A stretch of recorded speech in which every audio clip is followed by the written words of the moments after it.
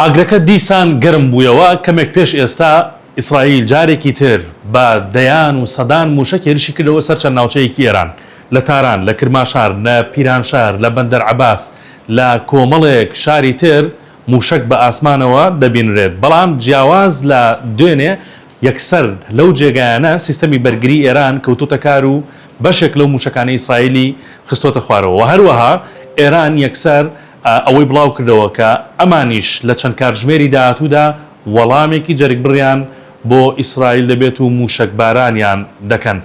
دۆخەکە ئەم شەو زۆر جیاوازتر دەکڵێت دوای ئەوەی چەند کاتژمێرێک دەنگی تەقوتۆق نەمابوو موشک هاویشتن نەمابوو ئێستا ئیسرائیل دەستی پێکردوێتەوە و چاوەڕە دەکرێت بە پێی لێدوانی خۆیان ئێرانیش بە هەمان شێوە وەڵامدانەوەی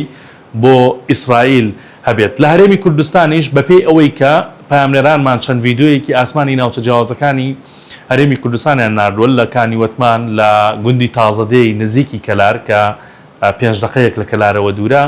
بە ئاشکرا دەنگی فڕۆکە و دەنگی موشک لە ئاسمانی و ناوچانە دەبینرێت بەڵام هیوادارین هیچ زەرەر و زیانێکی نەبێ و خەڵکی نەترسن. سەبارەت بە پرۆسەی خوێندن کە لە هەرێمی کوردستان بەهۆی ئەم گرژانی نێوان ئیسرائیل و ئێرانەوە هەفتەیەک کراوە پشوو و تاقیکردنەوەکان دواخرا لە ئیسرائیل خۆی بڕیاریاندا تاقیکردنەوەکان کە لەوێش وەرزی تاقیکردنەوەیە بکرێت بە ئۆنلاین لە ئێران بڕیاردراوە 2 ڕۆژ تاقیکردنەوەکان داخرێت بەڵام لە هەرێمی کوردستان هەفتەیەک داخراوە. ئەم شەو چاوتان لەسەر 964 بێت تاوەکو بەیانی سات بە ساتی گۆڕانکاری و ڕووداوەکان و بەرپەرشدانەوەی هێرشەکان چ لەلایەن ئیسرائیلەوە چ لەلایەن ئێرانەوە بۆ ئێوە دەگوازینەوە.